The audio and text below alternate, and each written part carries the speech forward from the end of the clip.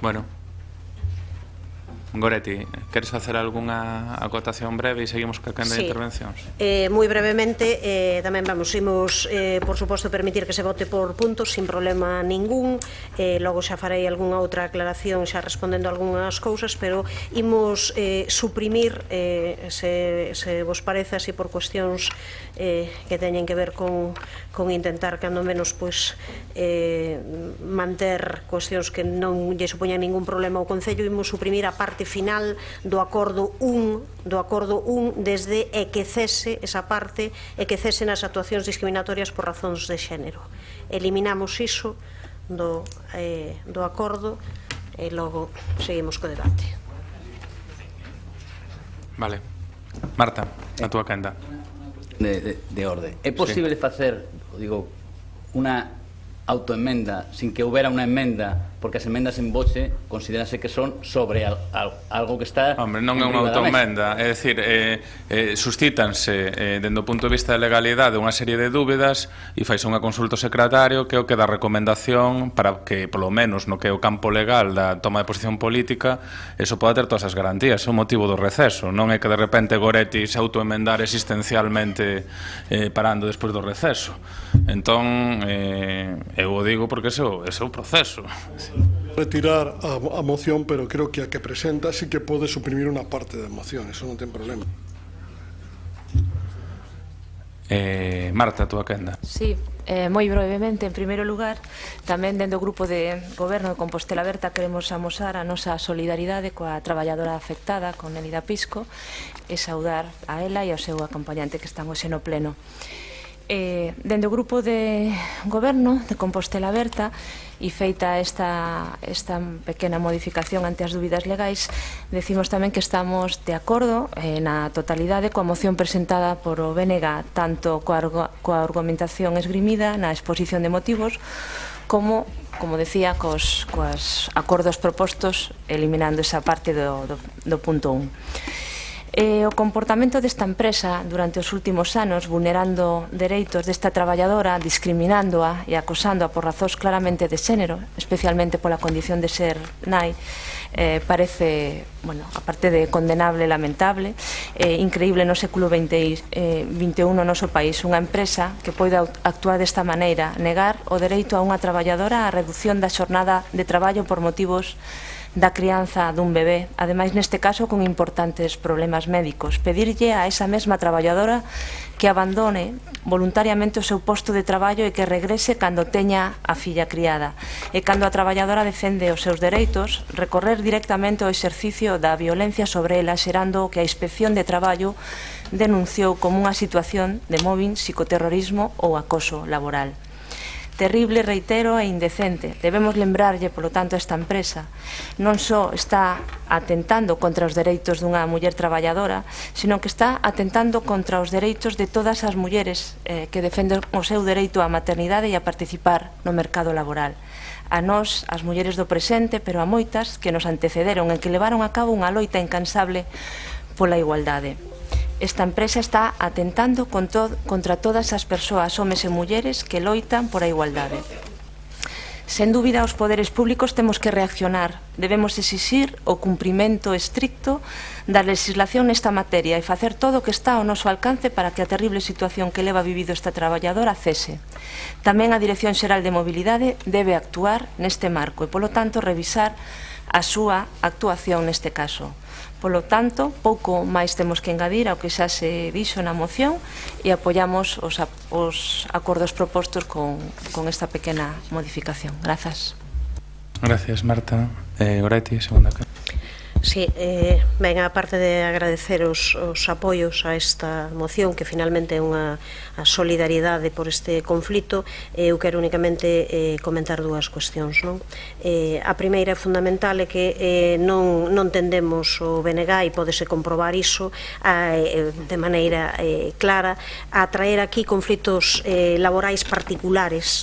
Poderíamos estar traendo, pero vamos, en cada pleno 25-30 de vulneracións e tal, estamos traendo un caso que, xa o comentei ao comezo, entendemos que é un conflito xa de dereitos humanos básicos que se inscriben tamén na loita pola igualdade. Entendemos que é un conflito que neste caso está sufrindo unha traballadora, mas xa dixen na miña primeira intervención que poderían ser que cantas mulleres, cantas traballadoras deste país lle está pasando absolutamente o mesmo. Entón, pensamos que é o momento de poñer de cara e non de invisibilizar. Isto pásanos como noutras outras cuestións que moitas veces xo temos analizado, entendemos decir, pois isto, justamente deixámolo aí oculto, acaba sendo un conflito sindical. Por suposto que isto se pode resolver e ten que resolverse a través de outras vías. Por suposto que da movilización na rúa, da movilización sindical, dos recursos que se queiran poñer a nivel judicial. Quero tamén non comentar que todo o tema sobre o acoso laboral está completamente pechado, non? Que o único que está aberto é un proceso penal non menor, mas todo o tema de acoso laboral está pechado, son sentenzas firmes de hai anos que este é un conflito, digamos que máis que recoñecido, que é a Inspección de Traballo quen fai uns cargos, unhas acusacións que son gravísimas e, por tanto, que o que estamos poñendo únicamente en riba da mesa é un conflito dun dereito humano básico ao traballo e a non soportar máis esa hipocrisía que moitas veces parece querer decir que sí a todos eses recoñecementos de igualdade das mulleres, mas que logo sabemos que no día a día é absolutamente imposible de afrontar. Nese sentido, como eu para favorecer que cantos máis grupos, neste caso, o lóxico sería que fose o conxunto, pero que cantos máis grupos apoien a moción, que decidimos eliminar esa parte de que cesen as actuacións discriminatorias por razóns de xénero e que se poida votar por puntos, mas eu entendo tamén, xa digo, que non se trata, que aínda que sexa neste caso,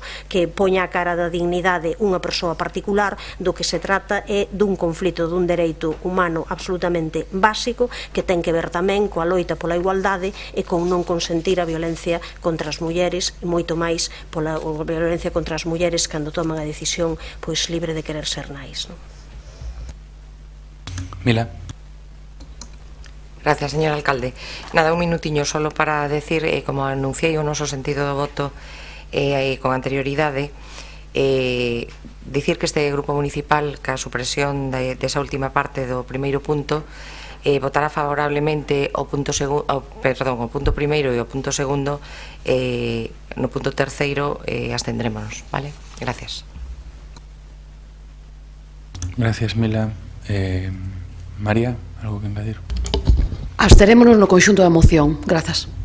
Gracias. Algo que decir, Marta? Pasaremos logo a votar por puntos con esa modificación exposta pola vocera neste punto do BNG, señor secretario.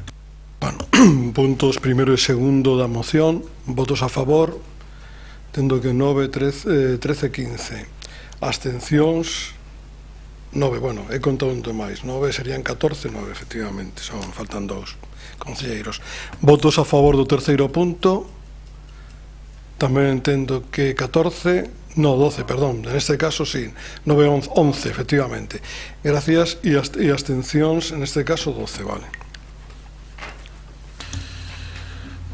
Moi ben, pasaríamos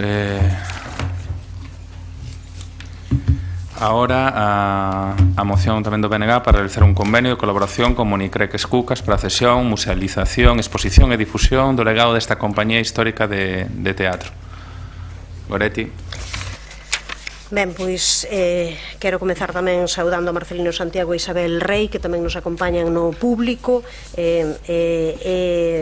agradecerlles que decidisen vir e que nos trasladasen no seu momento, tanto a nós como BNG como o resto dos grupos, como así me consta, pois un proxecto que trata de conseguir unha maior difusión, pero sobre todo tamén unha posibilidade de musealización, de exposición, de difusión, de realización de actividades, de obradoiros e de poñer en valor un legado inmenso acumulado durante case 40 anos, non?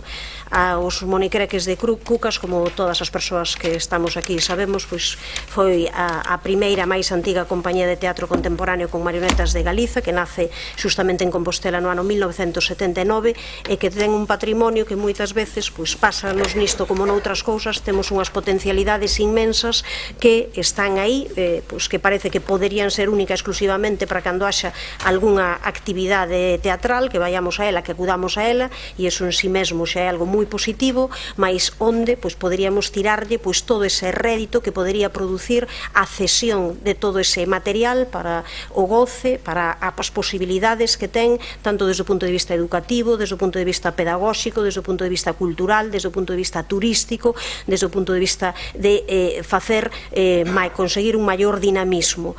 Por tanto, sabedores de que está na súa intención poder facilitar que o Concello de Santiago de alguna maneira se poida facer cargo, poida ter un espazo onde estean recollidos todos estes monicreques, máscaras, cabezudos, xigantes, escenografías, manuscritos de obras, todo un conxunto enorme de todo este traballo intenso feito pola cultura galega, feito ademais desde unha perspectiva de universalizar o noso teatro, de compromiso con este idioma, con esta cultura, coa súa creatividade, pois xustamente desde esa perspectiva pensamos que é moi interesante que desde o Concello de Santiago se poida realizar ese convenio de colaboración, que se estude de tal maneira que poidamos, xa sabemos que os prazos nesta administración son lentos, que poidamos nestes momentos estar en condicións de dicir que non chegamos aos 40 anos sin os traballos feitos, senón que nese momento xa poida ser unha realidade. Para iso hai que comezar desde xa e comezar con ese convenio de colaboración con Monicreques Cucas para ceder todo este material, musealizalo, expoñelo, difundilo e poder organizar unha serie de obradoiros, de actividades, de facer que haxa unha relación directa con toda a veciñanza de Santiago de Compostela, sobre todo coa xente máis nova que pode descoñecer en parte este proxecto e o que significou históricamente para o país. Isto é viveza tamén do país, diversificación da oferta cultural e, por tanto, solicitamos para iso o apoio de todos os grupos con presenza na corporación. Gracias, Goretti. Paco. Gracias, señor alcalde. Como ben di o BNG na súa moción, estamos ante unha das compañías máis señeiras da nosa cidade e, sen dúbida, unha das máis estables do panorama teatral galego. De feito, son xa 38 anos de percorrido desta compañía de teatro con marionetas, fundada en 1979 por Marcelino de Santiago e Isabel Rei Pousada, aos que lle damos a benvida e agradecemos a súa presenza neste pleno. Pero Monicreques de Cucas é moito máis que unha compañía de teatro con marionetas ao uso. É dedicado únicamente á produción de obras, xa que o seu traballo céntrase tamén na investigación e a creación de novos prototipos de marionetas, o que lles permite pôr en escena espectáculos de gran formato dirixidos a todo tipo de público. O Grupo Municipal Socialista comparte a exposición de motivos do Bloque Nacionalista Galego e tamén do punto de acordo da moción. Consideramos axitada a redacción e aprobación dese convenio de colaboración coa compañía Cucas e pensamos que a musealización e difusión do legado desta compañía non só debe servir para enriquecer a oferta cultural de Santiago, senón que tamén pode constituir unha ferramenta educativa e de mecer nas escolas, tanto as infantís como de niveis superiores, así como nos centros socioculturais de todo o noso municipio. O seu vencellamento con Galicia, a nosa cultura, a nosa historia e o noso idioma permiten afirmar que esta compañía conta con todos os requisitos para se convertir en un referente para o conxunto da veciñanza de Santiago. A cesión do legado de Monicreques Cucas permitiría que o Concello, pois, contase cun patrimonio de indudable valor e que, de chegar a bo fin, poderá empregar para a realización de exposicións fixas e ou itinerantes, aínda que se pretenda dispor dun centro que xunte toda a súa obra e para ensinar as nenas e nenos do noso e de outros municipios, posto que estamos ante un instrumento educativo e cultural. Polo tanto, o noso voto vai ser favorable, agardando que este convenio sexa unha oportunidade para que o Concello incremente a súa oferta cultural e educativa cun patrimonio que, ademais, ten un marca de carácter galego e dun xeito específico compostelán. Moitas gracias, Paco. María Antón. Grazas, alcalde. Boa tarde de novo. No ano 1979, Marcelino de Santiago, Cucas e Isabel Rei Pousada fundan en Santiago de Compostela Monicreques de Cucas, a compañía de teatro de marionetas máis antiga de Galicia e unha das máis estables do panorama teatral galego. O seu traballo céntrase na investigación e creación de novos prototipos de marionetas que lles permiten realizar espectáculos de gran formato dirixidos a todo tipo de público. Para que non coñeza Monicreques de Cucas, estas liñas textuais da páxina web de Incolsa, o fío do espectáculo Kikirixote, estreado no Teatro Principal en maio de 2013, daránlle unha idea do que é e representa Cucas. E se queren profundizar un pouco máis, o Facebook de Cucas, pois ilustra perfectamente o que é a compañía. O Facebook, esa ventana tan indiscreta. Coincido co señor Reyes que Cucas non é unha compañía ao uso. Sempre se ocupou e preocupou de innovar e desenvolver, de tecer redes colaborativas con outros entes e organismos do campo das artes escénicas para ofrecer espectáculos vanguardistas, diferenciados e para todos e todas, grandes e pequenos. Cucas é un fixo da programación cultural da cidade. O seu fondo de armario daría para coñecer o acontecido en Santiago e mesmo en Galicia nas últimas 3 décadas, podendo facerse case un repaso á historia deste país desde o seu patrimonio. Un espectáculo de Cucas sempre é unha sorpresa e todas esas sorpresas fixeron o noso deleite nun momento determinado e forman parte da historia da programación cultural desta cidade. Por iso non poden ser efémeras. Lembro, por exemplo, o espectáculo Castelo da Rocha Bella, donde Cucas visibilizaba o conto de Luciano García Lén, a quen queremos lembrar tamén desde aquí, mentras a Real Filarmonía interpreta a música de Amador Santos Bartolomé baixo a batuta de Maximino Zumalave. Non pode haber máis cidade neste espectáculo. Por iso, parécenos acaído que o Goberno Municipal realice as accións necesarias para que todo o legado desta compañía poda engrosar a oferta cultural de Santiago, coa súa exposición, difusión e musealización, polo que daremos o noso voto favorable á moción do Bloque Nacionalista Galego, a pesar de que o noso grupo non conta con esa documentación que comentaba a señora Goretti ao principio da súa intervención. Nada máis, moitas grazas. Moitas gracias, Marta. Sí. En primeiro lugar, tamén sumarme a benvida a Isabel Rei e a Cucas por estar hoxe aquí con nós no pleno. A situación do legado da compañía de Monicreques Cucas é un exemplo característico do que sucede co patrimonio escénico das compañías da nosa cidade, que polas súas orixes e trayectorias son pezas claves para contar a historia do teatro galego. Porén, reivindicar e gardar o seu legado é motivo de fonda preocupación para o Goberno de Compostela Aberta. O noso voto será favorable. Gustaríame facer unha breve contextualización da situación. Cucas e Cachirulo son dúas compañías enlleiras do teatro de títeres e obxetos. As dúas compañías custodian un gran patrimonio escénico froito do seu labor durante décadas de actividade constante. E ambas as dúas propuxeron ao Concello de Santiago a posibilidade de cesión do seu patrimonio para crear un proxecto ambicioso, necesario e tamén custoso, a Casa ou Museo do Monicreque en Compostela. Esta reivindicación concrétase nun intre de celebración dos 30 anos de traballo do Teatro do Noroeste e da Compañía Chévere.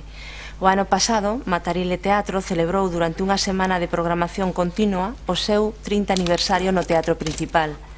Hai 2 anos celebramos a treintena do Teatro do Atlántico e dentro de 2 celebraremos o 30 aniversario do Teatro do Morcego. Ademais de celebrar, o Goberno de Compostela Aberta quere impulsar unha fonda reflexión sobre o patrimonio escénico das compañías históricas e que dita reflexión sexa extensiva a todos os grupos da corporación. Debemos, entre todos, pensar e accionar sobre a memoria e o legado de diversos proxectos artísticos ligados vitalmente aos seus creadores que están reivindicando a necesidade de buscar e conseguir entre todas as administracións unha resposta conxunta para impulsar a garda, protección e difusión do patrimonio das compañías históricas de Compostela, compañías que son claves para entender, como decíamos, a memoria histórica do teatro galego contemporáneo. Compostela Aberta propón un acordo, un apoio decidido e conxunto entre administracións, que ten que consolidarse coa entrada no futuro convenio da Xunta de Galicia, nomeadamente coa Consellería de Cultura, a través do Agadic e o Centro Dramático Galego, coa Deputación da Coruña e tamén incluir o Ministerio de Cultura. Os 4 niveis institucionais, municipal, provincial, autonómico e estatal, deberán sumar esforzos para poder abordar a situación complexa do patrimonio escénico das nosas compañías históricas. Dende o Goberno de Compostela Aberta acreditamos nesa vía de colaboración para lograr entre todos asumir un proxecto posible e no futuro lograr salvar o patrimonio escénico contemporáneo ligado ao territorio da nosa cidade. En referencia a esta liña de acción e a futuras decisións vencelladas a conveniar coa compañía Monicreques Cucas, a Consellería de Acción Cultural mantivo unha reunión o pasado mes de setembro cos seus directores onde se comprometeu a atopar e posibilitar un espazo municipal para asumir un traballo de mostra sobre o legado da compañía e reforzalo con un ciclo de actividades didácticas para difundir a mostra. Tamén orientou aos directores na necesidade de atopar outros apoios noutros niveis da administración, nomeadamente nas institucións que indiquei con anterioridade, para así facilitar e facer posible o proxecto presentado pola compañía de monicreques Cucas. A institución municipal é un feito, non pode facerse cargo en solitario dun convenio que abranga a cesión, musealización, exposición e difusión continuada da compañía Cucas ou de Cachirulo. Os legados destas compañías precisan unha resposta conxunta das administracións para salvar, reiteramos, o seu patrimonio e difundilo no tempo. Precisan unha resposta colaborativa, polo que pedimos o compromiso de todos os grupos neste pleno para que ese acordo sexa unha realidade e atopar un proceso de apoio compartido que posibilite unha acción de colaboración conxunta. Queremos un acordo, finalizo, para impulsar unha acción compartida entre distintas administracións para salvar a memoria íntegra do teatro galego contemporáneo en Compostela. Grazas. Gracias, Marta. Algo que engadir, Goretti? Si, eu quero agradecer o apoio de todos os grupos. Penso que damos un gran paso e un gran paso tamén nesa liña do que comentaba Marta Lois. Eu creo que, por suposto, que é importante para este e para moitos dos proxectos apoiados nun lugar como Santiago de Compostela, é necesaria a colaboración entre as distintas administracións. Por suposto que ese ten que ser o camiño, pero tamén estou segura de que dando o primeiro paso, dialogando, falando con toda esa vontade que teñen as persoas que están hoxe aquí acompañándonos e seguramente que as persoas de outras compañías en que tamén estean con esta disposición deste legado importante, de buscar cales sexan eses locais posíveis, esas posíveis maneiras de xestionar, de coordinar, de facelo, pero por algún lugar hai que empezar. Eu creo que comezar con monicreques de Cucas é un luxo para esta cidade, é algo que ás veces temos que poñernos a iso porque justamente hai cousas que non poden agardar, senón moitas cousas quedan ao final no caixón. Esta moción o que quería era deixar en evidencia que isto non pode quedar nun caixón, que esta ten que ser unha realidade e que para iso temos que comezar a traballar xa.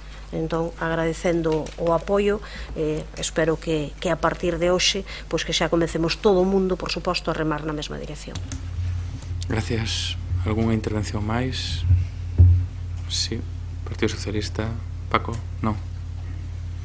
Sí, María Antón. Nada, simplemente para darle tamén as benvida a Marcelino e a Isabel, que na primeira intervención non o fixen. Moi ben. Marta, algo que engadir? Pasaríamos logo, entendo que por unanimidade, señor secretario. Queda aprobada a iniciativa. Pasaríamos a seguinte moción que do BNG contra a exclusión sanitaria imposta polo Real Decreto 16/2012, petición da súa derrogación e restitución do acceso universal ao sistema sanitario. Si fai defensa Goretti. Sí. Ben, non é a primeira vez que este tema ven a este pleno, entón algunha persoa podería comentar, seguramente que o fará, dicindo que algún dos grupos que por que traemos por reiteradas ocasións non un tema como este, e traémolo por varias razóns. Un deles é que non debemos esquecernos das consecuencias do que supuxo justamente esta reforma sanitaria, do que supuxo de vulneración dun principio fundamental, ese principio de universalidade no acceso á atención sanitaria, e ademais porque coñecemos casos graves de vulneración dos dereitos básicos sanitarios que están acontecendo na nosa área, que están acontecendo no noso concello. Sabemos que eses que se están reiterando, que non se solucionaron os problemas que podería haber arredor justamente desta reforma, e creemos que debemos ser conscientes diso, tamén porque existe unha petición clara por parte de distintos colectivos, de distintos movimentos, de distintas organizacións que están levando a cabo unha campaña tamén de visibilización dos problemas que causa a aplicación deste Real Decreto, as súas consecuencias no caso concreto da Galiza, e a necesidade de que todo o mundo sexamos conscientes tamén desde as institucións da necesidade da súa derrogación, de continuar insistindo nesa liña. Concretamente, neste caso, só Sanidade Pública, aquí tamén representada por Xosé Dios, que tamén agradecemos, que leva aquí case, creo que prácticamente todo o pleno escoitando até este momento, non?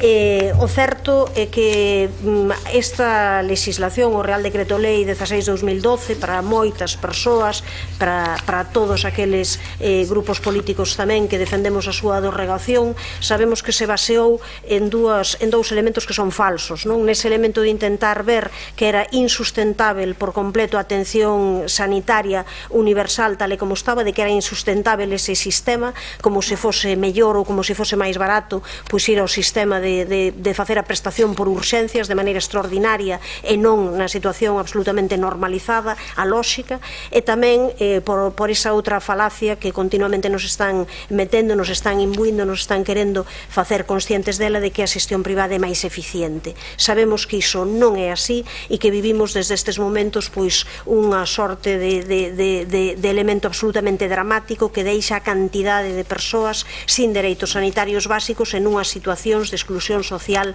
fortísimas. Por tanto, esta exclusión, mesmo que alguén pois a queira presentar como legal, nós consideramos que non é lexítima, desde logo non é ética, non podemos invisibilizala e temos que conseguir contrarrestala, non?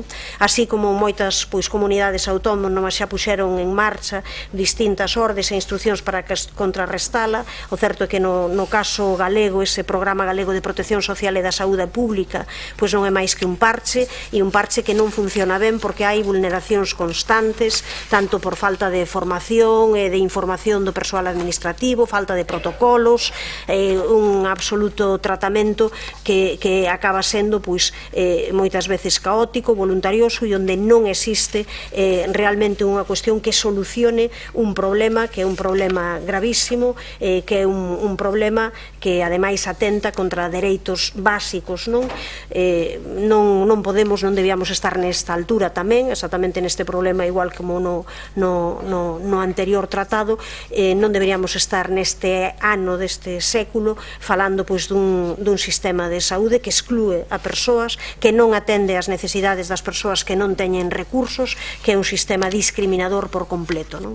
Entón, nese sentido, a única maneira que hai de abordalo é ir á raíz. Esa raíz dos problemas é o que queren moitos colectivos, é o que quere tamén pois unha parte moi sustancial do persoal sanitario, das persoas que se enfrontan día a día a esta situación en condicións, a verdade, moi difíciles por todos os recortes existentes na sanidade, e por iso que propoñemos, máis unha vez, sabendo que este problema está sendo constante e que coñecemos diferentes casos, xa digo, nas proximidades e todos os días de dramas humanos a este respecto, queremos pois facer chegar ao conxunto da corporación que tomemos o acordo de instar a Xunta de Galiza a non aplicación deste Real Decreto Lei no noso país, instar ao Goberno do Estado a derrogalo e enviar este acordo, por suposto, pois ao Presidente da Xunta de Galiza, do Goberno e aos portavoces dos grupos do Parlamento Galego. Moitas gracias, Goretti. Paco. Grazas, señor alcalde. Bueno, primeiro gustaríame darlle a benvida a Xosé Dios e agradecerlle a súa presenza neste pleno como coordinador da Plataforma So Sanidade Pública para a área de Compostela. Efectivamente, Goretti, non é a primeira vez que isto, ben, aquí o temos debatido bastantes veces, pero teño que decir que, dende o noso punto de vista, volve unha vez máis porque non se ten resolto o problema. Esa é a realidade. Porque o día 1 de setembro de 2012 entrou en vigor o Real Decreto que regulaba a condición de asegurado beneficiario de asistencia sanitaria pública en España, co que era unha auténtica regresión sanitaria, porque o que facía era voltar e deixar de ser un sistema nacional de saúde para voltar a ser novamente un sistema de seguridade social. Excluía efectivamente o que se chaman os inmigrantes en papéis, os que soamente se lles atende en caso de urxencia por enfermedade ou por accidente, durante o embarazo, o parto ou o posparto, os menores de idade, e se sin todos os cuidados necesarios ata cumprir os 18 anos. E hai que decir que os que xa recibían naquele entón un tratamento crónico continuaron sendo atendidos, pero iso non se garantizou a partir de 1 de setembro dese ano. Médicos del Mundo ten feito unha valoración de que hai aproximadamente, en base a datos do Instituto Nacional de Estadística, aproximadamente 600.000 persoas sen papéis no noso país. Ese é o drama humano que ten número, que ten unha cifra. Por si non fora pouco, o Real Decreto 576/2013 estableceu un sistema de convenio mediante unha póliza privada para acceder ao sistema de sanidade público español dirixidos a inmigrantes que estiveran empadroados un ano como mínimo nalgúna comunidade autónoma e que non foran beneficiarios do sistema de sanidade pública. Seguro privado. E hai que decir que a cuota que se establece no decreto para recibir a cobertura sanitaria pública é máis cara que a de moitos seguros privados de saúde do noso país.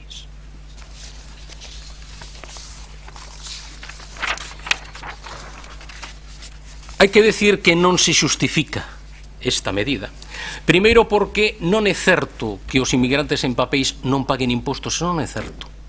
Porque pagan o IVE en todos os produtos que compran e que consumen, teñen que facelo para poder sobrevivir, igual que pagan porque está repercutido os impostos sobre hidrocarburos, que non pagan o IRPF, porque, obviamente, pertencen fundamentalmente ao que é a economía sumerxida. Non é certo para nada o gasto sanitario que supoñen. Médicos del Mundo fai un cálculo aproximado de uns 778 millóns de euros para esas 600.000 persoas, pero hai que dicir que moitos deles sí que se atendería os menores de 18 anos, mulleres embarazadas e urxencias, e que unha gran parte do gasto sanitario atribuído corresponde a costes fixos, que se atende estes inmigrantes ou non, os imos ter que pagar. Por lo tanto, esa é unha falacia. Como outra falacia é de que hai un abuso da asistencia sanitaria por parte deste colectivo. Hai varios traballos. Un deles na Comunidade de Madrid é máis que rotundo. En todas as partidas estudiadas, consumo de medicamentos, visitas a consulta e hospitalizacións, as persoas estranxeiras consumen menos que a poboación española.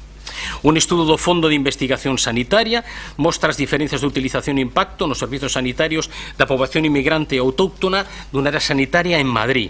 A investigación deu como conclusión que o colectivo de inmigrantes en situación irregular está constituído por os individuos máis xóvenes e con menor carga de enfermedade. Consecuentemente, son doentes cunha menor consumo de recursos en todos os parámetros analizados, sendo o seu impacto nas proporcións dos diferentes consumos moi inferior ao peso real e ao volumen dos pacientes atendidos.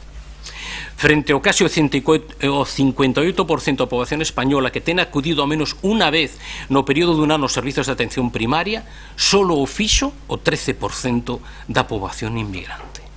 Esa é a realidade. Pero, se me permites, Goretti, imos ser tremendamente egoístas. Non imos pensar en solidaridade, non imos pensar en humanidade. Imos pensar que estes inmigrantes, estas persoas, por non ter acceso á sanidade, teñen aumentado, por exemplo, o nivel de tuberculosis, que é particularmente prevalente en Latinoamérica. E todos sabemos que a detección, tratamento e investigación de contacto por screening, test de tuberculina, interferón gamma, radiografía de peito, programas adaptados culturalmente, se podería ter detectado e se poderían ter resoltos. É curioso que teñamos que pasar a vergoña de que un caso de tuberculose dun inmigrante sen papéis morra neste país e aparezcamos para todo o mundo na revista médica Lancet. Os que sodes sanitarios coñecedes o impacto que isto ten. Unha vergoña ter que pasar por iso. E quen fala de tuberculosis fala tamén do virus de hepatitis B ou fala tamén de infeccións de transmisión sexual. Teño que decirte tamén, Goretti, non é un problema, non é unha proposta nin ilegal nin legal a que está desfacendo neste caso. Non o é. Porque mentres algunhas comunidades autónomas como Andalucía, Asturias, Baleares, Extremadura dan os servizos das 3 carteiras de servizos, a básica, a accesoria, a suplementaria, outras, como por exemplo Galicia, solamente dan a básica e a suplementaria, e hai algunhas que non dan máis que a básica. Por lo tanto, iso quere decir que sí que existe posibilidade de cumprir a lei atendendo a todas estas persoas. Non hai máis que decir que o noso voto é favorable á vosa moción. Gracias, Manolo. Por parte do Partido Popular, Claudio. Boas tardes, alcalde. Boas tardes a todos.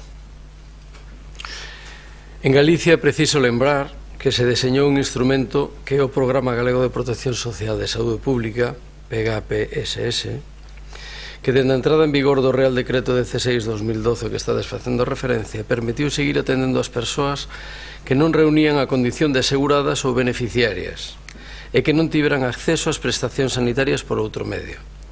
Por tanto, foi Galicia, en setembro de 2012, a primeira comunidade en desenvolver un programa para dar cobertura sanitaria á poboación inmigrante que non teña regularizada a súa situación. Isto é, para garantir a continuidade asistencial das persoas que non estaban autorizadas nin registradas para residir en España, pero xa residían na nosa comunidade. Desde esa data, na Consellería de Sanidade estáse a traballar coas ONGs entre as que se atopan Médicos do Mundo e o Foro Galego de Inmigración para mellorar a información a disposición do colectivo de persoas inmigrantes que se atopan en Galicia e no seguimento do programa. A implantación do programa priorizou en todo momento a continuidade asistencial destas persoas, asegurando que quen precisara pudera recibir a asistencia que requerise. A solicitud de inclusión no programa se pode levar a cabo de forma sinxela en calquera dos centros de saúde do Sergas. Por outra banda, as distintas ONGs que colaboran coa Consellería de Sanidade da Xunta de Galicia teñen facilitado os contactos telefónicos das unidades de tarxeta sanitaria periférica ou de servizos centrais para resolver calquera dúbida ou incidencia que se poda producir neste proceso, non quedando sen resolver ningunha das consultas trasladadas ata a data. Os requisitos que se exixen para poder acceder a este programa galego de protección de saúde pública son non ter dereito a asistencia sanitaria coa condición de asegurado ou beneficiario recollido polo INSO e ISM, nin ter suscrito un convenio especial, nin poder exportar o dereito dende o país de orixen ou procedencia. Ter residencia estable en Galicia cun empadronamento igual ou superior a 183 días e non dispoñer de ingresos anuais superiores ao IPREM. En 2016 a cuantía era de 7.455 euros. Falándose de cifras de persoas que se incorporaron aos programas de acollemento para ter acceso á sanidade pública galega, compre lembrar que desde a súa creación 2.904 inmigrantes participaron no programa. Deles, 1.645 teñen na actualidade acceso á sanidade pública en Galicia a través deste programa, pero ademais 1.177 máis accederon dende este programa ao aseguramento ordinario vía INS, como traballadores do réximen xeral, autónomos activos, perceptores de rentas de integración social ou beneficiarios de outras persoas. Outros programas complementarios do Plan Galego de Protección Social, salientando o de atención aos menores estranxeiros en situación administrativa irregular que teñen acceso directo ao sistema sanitario público de acordo co previsto no Real Decreto 16/2012, son 6.248 menores que están baixo esta cobertura na actualidade, así como o programa de enfermedades transmisibles, polo que calquera inmigrante en situación irregular que non teña nin poida ter cobertura por outro medio, con sospeita dunha enfermedade infecciosa de declaración obligatoria, recibe asistencia sanitaria pública.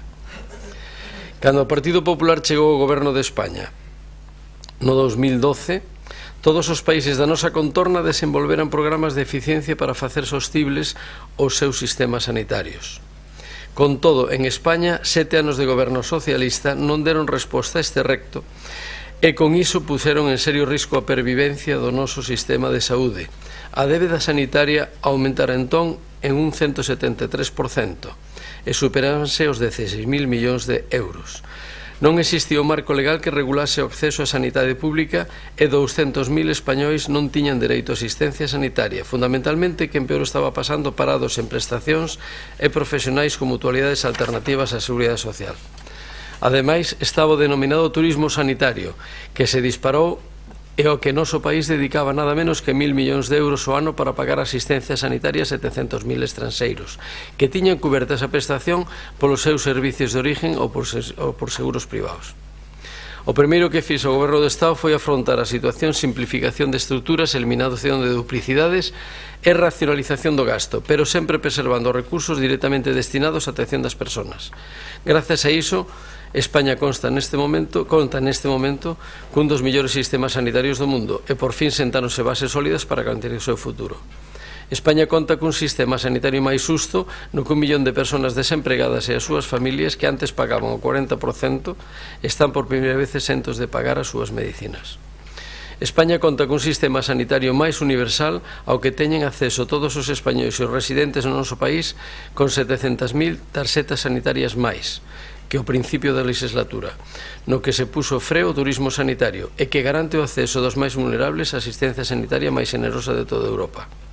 E, ademais, España conta cun sistema sanitario máis equitativo, cunha nova carteira común básica de servicios que garante as mesmas prestacións para todos os pacientes en base a criterios exclusivamente científicos e técnicos.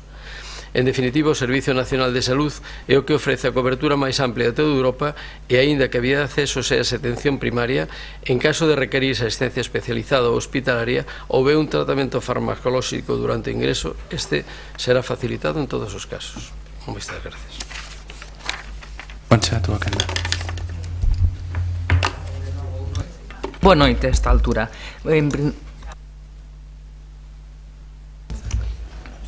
Mostrar de entrada o total acordo con esta moción, que efectivamente, como digo, Oreti ven a sumarse a outras mocións presentadas por Compostela Aberta, o BNG, o PSDG, en apoio á rede galega en defensa do dereito á saúde, á só sanidade pública. Aproveito para saudar ao compañeiro Xosé Dios e ao Foro Galego de Inmigración. Como coa memoria histórica, sempre boa data para remover as injusticias e as desigualdades. A exposición de motivos pon en evidencia unha vez máis que o Real Decreto 16/2012 vulnera a Declaración Universal dos Dereitos Humanos no tocante a un dereito fundamental como é o acceso á saúde e a cuidados sanitarios, e tamén vulnera os principios constitucionais de igualdade e non discriminación. Ademais de ser inhumana e cruel, é injustificable desde un punto de vista técnico e tamén económico.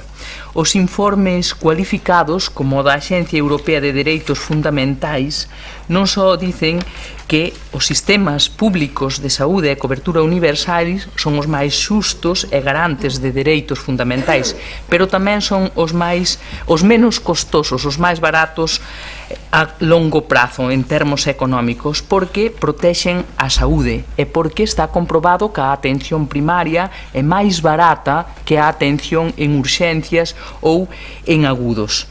O Real Decreto 16/2012 vulnera os principios de igualdade e universalidade no acceso e crea desigualdades e exclusións sanitarias intolerables que abondaron denuncias nas distintas comunidades autónomas e que foron mal correxindo, habilitando vías tortuosas de acceso.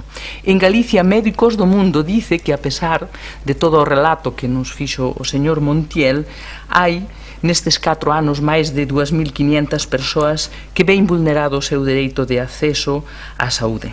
Por iso é que o Concello de Santiago de Compostela asinou un convenio con Médicos do Mundo para acompañar e superar a tortuosos obstáculos que padecen diariamente as persoas migrantes que están sin regularizar. Tamén para apoiar e acompañar no acceso aos dereitos de saúde. Son, sin dúbida, paliativos para reducir danos, porque son as comunidades autónomas con competencias as que poden mudar as cousas, non aplicando este decreto e instando ao Goberno do Estado a derogalo, antes de que nos trasladen a xestión das axudas ou subvencións para gasto sanitario aos concellos, como xa fixeron ou intentaron facer cos copagos farmacéuticos. Por iso non podemos máis que apoiar absolutamente esta moción. Moitas gracias, Concha. Sí, Goretti. Sí, brevemente agradecendo o apoio tanto do PSDG, PSOE como de Compostela Aberta, únicamente dúas cuestións a respecto do que comentaba Claudio Montiel, non?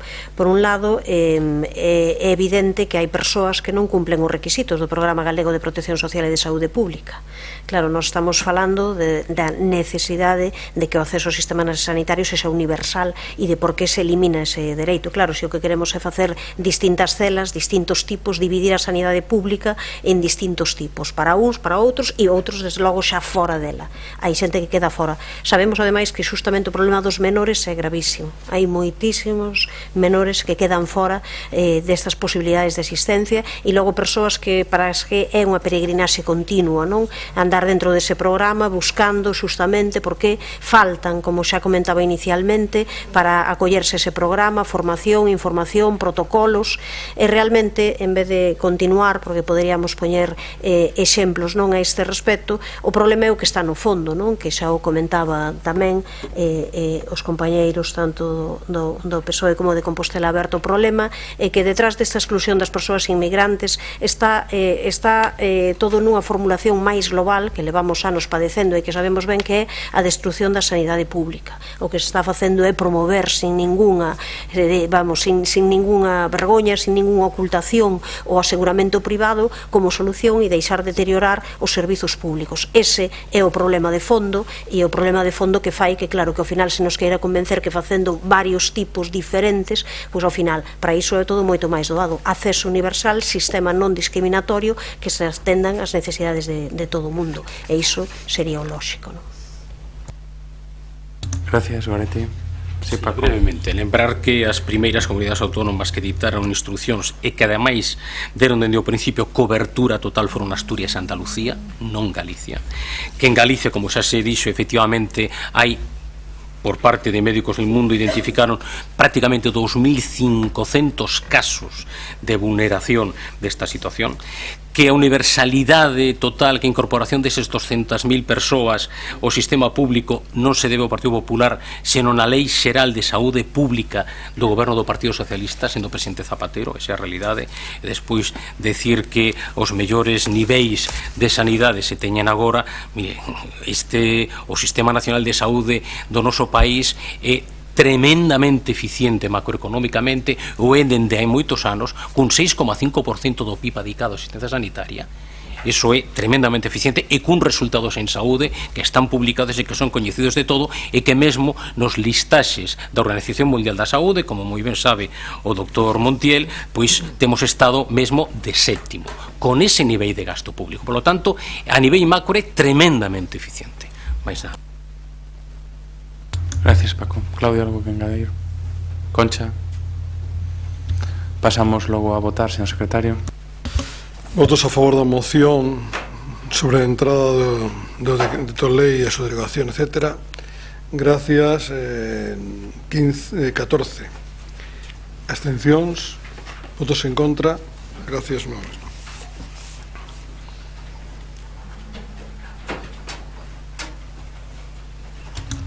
Pasaríamos a seguinte moción, que é a moción do Partido Popular sobre o control e execución do programa Compostela Mais. Grazas. A través desta moción solicitamos do Goberno que faga públicos, que se nos faciliten os datos detallados da execución dos programas sociais Santiago Suma e Compostela Mais dende a entrada en vigor do primeiro ata o 31 de decembro de 2016 nos termos expostos na moción. Por outra banda, a vista do mal funcionamento do programa social Compostela Mais evidenciado no dato constatable de que ao seu amparo non se concedeu ningunha axuda, nin renda, nin de ningún tipo, nin no ano 2016, nin no que vai do ano 2017. Non falo de solicitudes, falo de concesións. Interesamos que se constitúa a comisión de seguimento canto antes, prevista na ordenanza que regula o programa Compostela Mais, designando en primeiro lugar aos membros da mesma e trala que a súa constitución se sinale día para a primeira xuntanza, nos termos previstos na propia ordenanza, e alí analizar as causas da falta de operatividade do programa e aportar solucións compartidas dende cada un dos grupos políticos e do corpo técnico da Consellería de Política Social. Mais nada, grazas. Moitas gracias, María. Goretti. Ben, imos seguir o esquema de brevidade logo. Desde o BNG estamos de acordo nesta moción no primeiro dos puntos, no tema do acordo en constituir a maior brevidade posible a comisión mixta. É absolutamente necesario, xa o reivindicamos no seu momento. No caso da segunda proposta, entendemos que, por suposto que non son dereitos, senón que nós xa o exercemos tamén como BNG, formulación ao Goberno Municipal de preguntas a respecto de cantas solicitudes houbo, cantas foron admitidas, cantas excluídas, que orzamento, cal é o estado, e por suposto que que temos o dereito dese coñecemento. O que sí non llevemos moito en que pode servir justamente para difundir o programa, que iso sexan que se elaboren eso para a súa difusión pública. Unha cousa que os grupos municipais teñan todos eses datos, e outra cousa que desde a nosa perspectiva, para que iso funcionase mellor, o que sería lóxico sería que houvese unha maior información e publicidade do que son os contidos claros das posibilidades para solicitar a renda municipal, facer unha campaña forte de publicidade dela, non? Máis que entrar en cuestións, parece que de comparación, de en cal sí, en cal non, non? Nese sentido pediríamos mellor que se votase por puntos a un e a outro, se fose posible, non? Sí, ningún problema. Mila. Gracias, señor alcalde. Boa noite de novo. Moi breve, este grupo non se vai opoñer a calquera petición que poida facer un grupo da oposición para realizar a súa función de control e fiscalización ao goberno, porque iso é transparencia. Por lo tanto, ademais, nos interpretamos así esta moción presentada polo Partido Popular. O primeiro acordando para non ser un rogo no que se pide a constitución da Comisión Mixta da Ordenanza de Garantía Básica Cidadá, mentras que o segundo acordo é unha solicitude de información que se recolle no artigo 18 do Regulamento do Pleno, na que se lle pide ao Goberno datos e detalles relativos á execución dos programas Santiago Suma e Compostela Máis.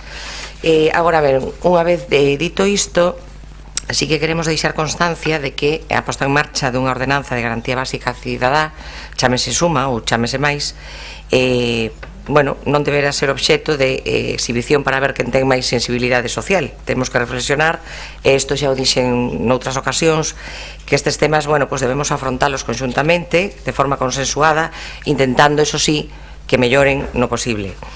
É certo que todos e todas levamos peso nas nosas mochilas, e para non botar máis leña ao lume, por suposto, fixeno algunha vez, pero non volverei lembrar quen propuxo ao goberno do Partido Popular o programa Santiago Suma.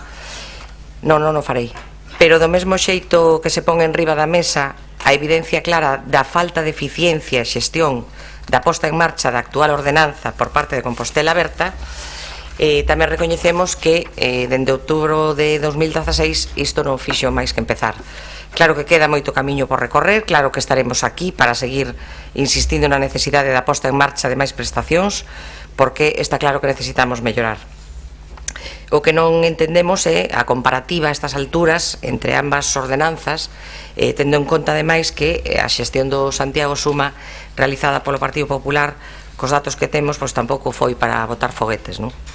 E xa para rematar, o que sí queremos é facer pública a nosa denuncia ao respecto do uso que neste momento Compostela Aberta está a facer da campaña Compostela Máis, unha campaña que nos entendemos, non é que a entendamos, é que é así, unha campaña institucional coa que se está a dar a coñecer a Ordenanza Municipal de Garantía Básica Cidadá. Véxase o banner da páxina web do Concello ou esta guía, vale? Que xa se publicou, sí, tela aí, Concha, isto, vale. Parecenos sorprendente que hai uns días Compostela Aberta publicaba un folleto no que se pretende a dar a conocer a cidadanía os orzamentos de 2017, utilizando, que casualidade, o mesmo lema da campaña institucional en vigor. Home, isto a nós non nos parece moi ético. E polas formas a veces perdes a razón. Creemos que non é bon nin confundir nin mezclar. Pode parecer unha tontería, pero ese é o noso pensamento. Remato xa reiterando o noso voto favorable ás peticións e solicitudes de información que se presentan nesta moción. Moitas grazas. Gracias, Mila. Concha. Serei absolutamente breve tamén, non? Obviamente, polo que se refire á primeira petición de constituir a Comisión Mixta da Ordenanza de Garantía Básica Cidadá, como ben sabe a señora Corral, a dita ordenanza sinala que esta comisión será convocada cunha periodicidade semestral. e ata o momento apenas van 3 meses e medio dende que entrou en vigor a ordenanza, que foi o 30 de setembro de 2016. Entón, gracias polo recordatorio, constituirémola antes do 30 de marzo de 2016. Outras valoracións que se fai sobre que é inoperativa, que non funcionou, pois non é nada novo, é típico, é a mesma moción que o Partido Popular presenta e a mesma valoración que fai na Coruña e que supoño que fará en Ferrol, Vigo e en todos os concellos que non goberna eles. Sobre a seguinte petición de datos solicitados, ningún problema en trasladalos con máis detalle. Preparámolos para esta ocasión, pero dado que se solicitan, podémoslos pasar por escrito para non alongar máis o pleno. Traíos preparados para esta, pero, bueno, efectivamente, en canto á campaña de publicidade que plantea Goretti, pois efectivamente está lanzada unha campaña de publicidade que consiste basicamente na edición das guías con preguntas e respostas para que teña coñecemento a cidadanía e esta web onde se accede efectivamente ás cuestións máis básicas e a documentación básica para iniciar o proceso de solicitude. Tuvemos completada a primeira solicitude a finais de outubro, obviamente non empezan as solicitudes e se finalizan as solicitudes o mesmo día que entra en vigor a ordenanza, e en data actual pois temos un total de expedientes tramitados a 18 de xaneiro de 2017 62, dos cuales son 50 expedientes corresponden a 2016 e 12 a 2017, 23 son rendas e 39 prestacións de rescate social, maioritariamente para aloxamento. As de rescate social está feita unha proposta xa de gasto de aproximadamente 15.000 euros. Para finalizar, decir que coa implementación desta ordenanza, a de Compostela Máis, tamén estamos mudando o modelo de xestión, devolvendo as solicitudes e a tramitación ás unidades de traballo social. Por iso é que se reforzaron os servicios sociais comunitarios con 2 traballadoras sociais e unha educadora. Estamos pendentes de reforzar os servizos administrativos cunha técnica de xestión e persoal administrativo.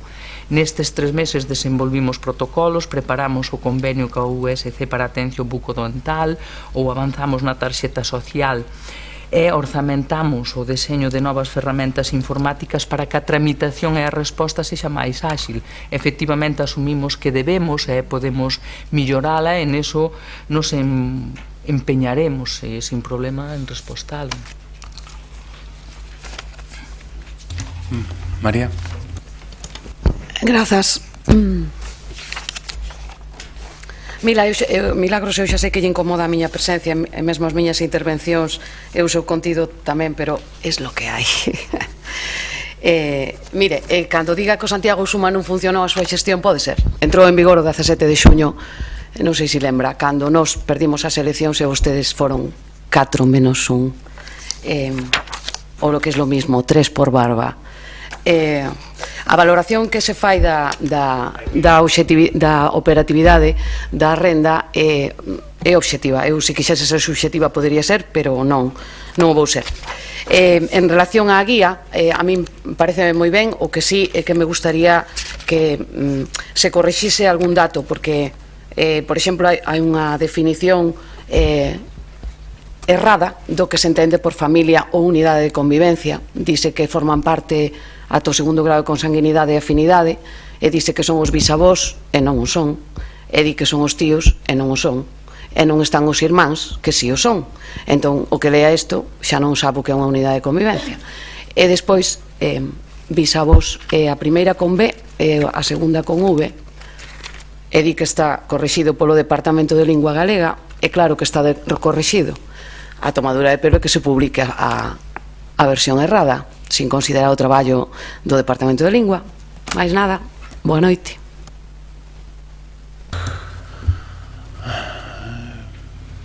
Goretti.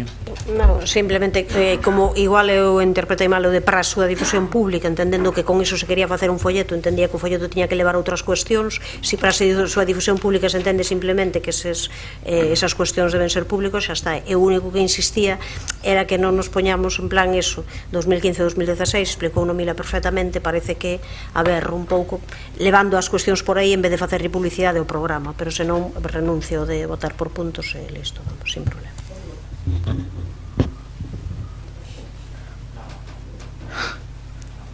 Gracias. Concha.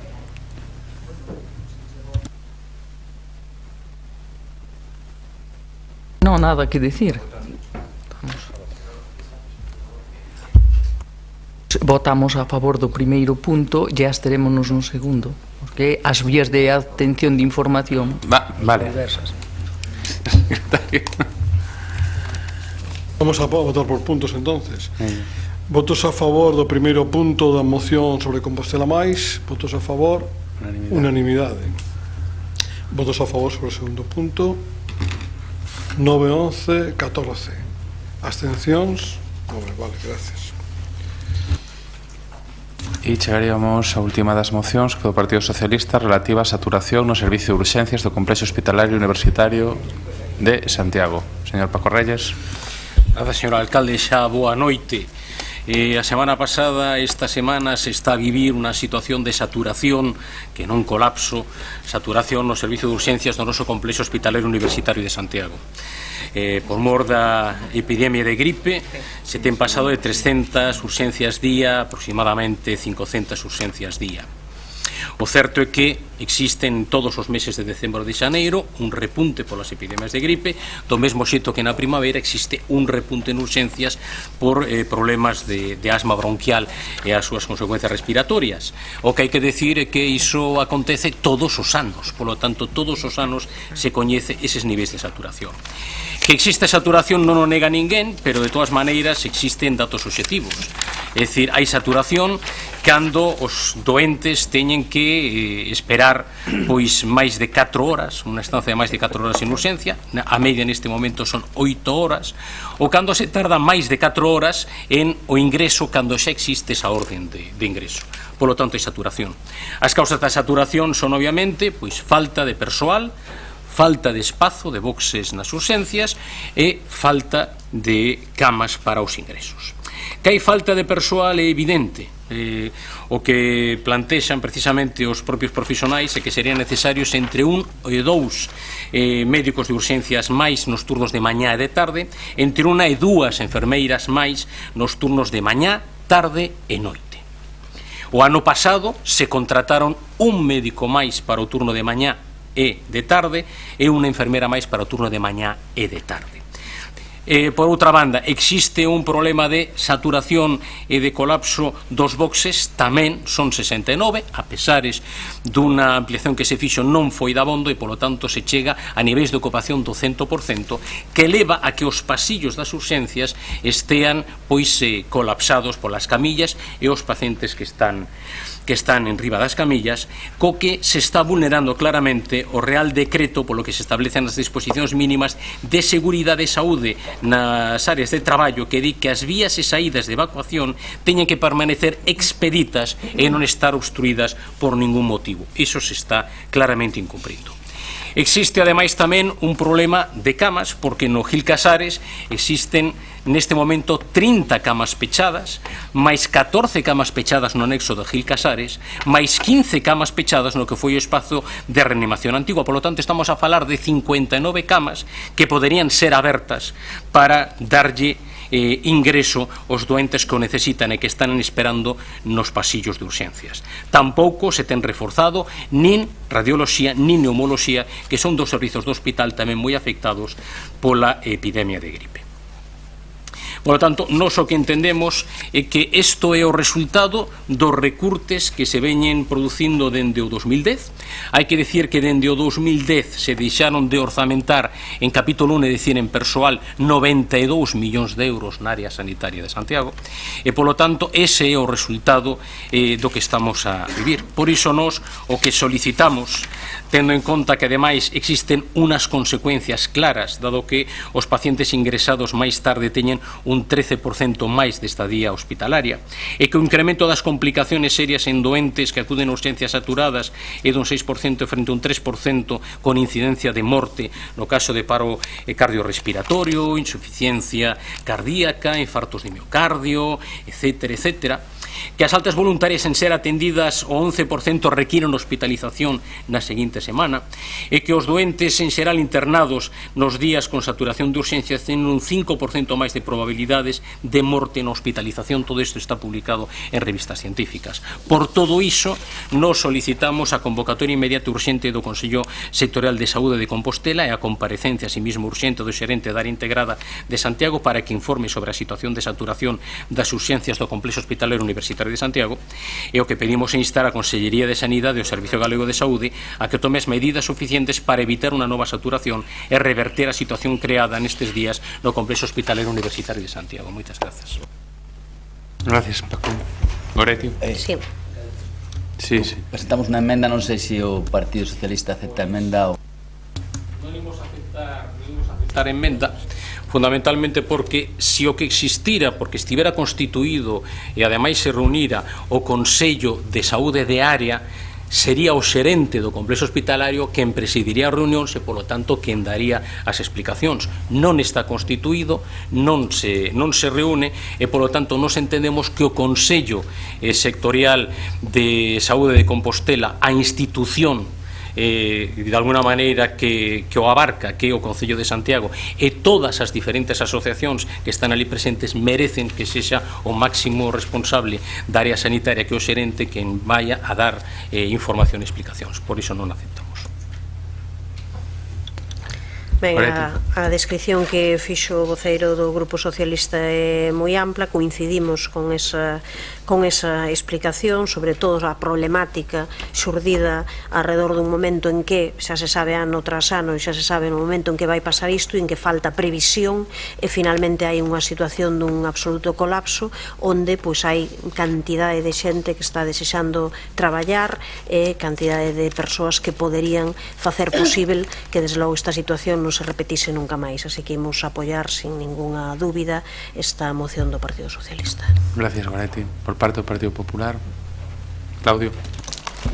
Boas noites, alcalde. Boas noites, doctor Dios. Boas noites, doctor. Que ya le había advertido que serían las 11 de la noche cuando nos veríamos finalmente. Que sabía, por eso vin a 6 da tarde. Exacto. Bien. Estamos, non cabe duda, ante o que se califica como epidemia de gripe, é dicir, máis de 90 casos por 100.000 habitantes. Desde este Grupo Popular entendemos la preocupación del Grupo Socialista y del señor Reyes, que es la nuestra, y deseamos la mejor atención posible en la sanidad pública a los enfermos de Santiago, tanto en urgencias como en los distintos servicios del CHUS.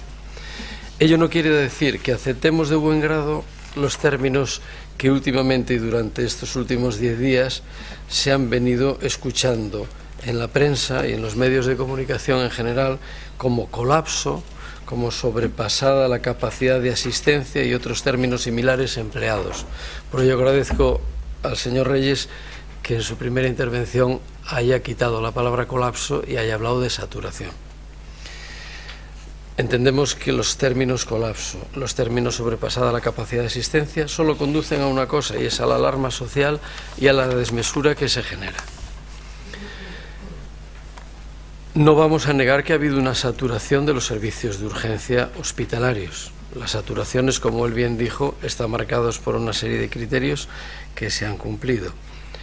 Sin embargo, hay que decir que desde la Consejería de Sanidad se habían previsto perfectamente todo lo que podría suponer una epidemia de gripe, como todos los años venía dándose, normalmente entre la última semana de enero y la primera semana de febrero. Este año ha condicionado una temperatura absolutamente diferente y unas modificaciones climatológicas que no eran habituales en Santiago, el que se adelantara de forma clara esta aparición y que en la última semana del mes de diciembre se produjeran picos de asistencia y necesidades de asistencia a pacientes por la gripe en el área de Santiago. Es cierto que si normalmente tenemos 350 aproximadamente pacientes a lo largo de una atención diaria en el servicio de urgencias del Hospital General de Galicia, del Hospital de CHUS, se ha llegado a 400, incluso a 450 o alguno más, como él bien ha indicado. No podemos negar también que ha habido días en los que se ha calificado como saturación del servicio de urgencias, donde no había más de 5 personas en espera, en atención y a momentos de ser ingresados. Y en 10 de los 14 centros hospitalarios asistenciales no hubo el viernes pasado pacientes pendientes de ingreso. También me gustaría indicar que todo el mundo suele estar de acuerdo en que en el área sanitaria de Santiago, y en especial en esta ciudad, hay una especial tendencia a acudir a urgencias del CHUS para la mayor parte de las patologías, cuando una gran parte de las personas podrían haber sido atendidas perfectamente a través de sus sistemas de asistencia pública o privada sanitaria, de primera asistencia, o bien acudiendo a los PACs, cosas que no siempre se hacen. No podemos negar también, porque son datos que se han venido estableciendo con estudios microbiológicos de los últimos días, que alrededor del 55% de la gente con gripe que acudió a urgencias y fue atendida estaba sin vacunar, a pesar de las campañas de prevención realizadas en la comunidad autónoma gallega. Por lo tanto, la prevención y la educación sanitaria de la población también reflejan una vez más lo importantes que suelen llegar a ser. El servicio de urgencias mantiene una imbricación necesaria con el resto del hospital. No es un servicio aislado, lo que implica que se necesitan actuaciones simultáneas con el servicio de radiología, con el servicio de microbiología, con el servicio de medicina interna y con los laboratorios de análisis. Ello quiere decir que tampoco se puede dimensionar indefinidamente y que siempre habrá picos de necesidad de atención por mucha planificación que se desarrolle. Desde el 26 del 12 del 2016 se ha dotado de refuerzos, por lo que yo he obtenido de datos, de un técnico a mayores en microbiología, 2 médicos más en medicina interna, 2 enfermeras más en urgencias en turno de mañana, 2 enfermeras más en urgencias en turnos de tarde y una tercera en turno de noche. También se ha administrado un refuerzo facultativo más en turnos de noche. Por parte de la gerencia se ha indicado que no habrá ninguna limitación de recursos físicos ni humanos para atender las necesidades que se presenten. Por ello, se atiende e ingresa toda la demanda diaria que lo precisa, manteniendo además la actividad quirúrgica con normalidad. Dentro de los informes de la Red Nacional de Vigilancia Epidemiológica a los que he tenido acceso, bueno, pues quiere decir que tenemos todavía bastante suerte, porque salvo Andalucía, Canarias, Ceuta, Valencia y Extremadura, que apenas se han tenido un pico de gripe, resulta que Asturias ha tenido 635 pacientes de ingreso por 100.000, Castilla y León 332, Rioja 240 y País Vasco 225.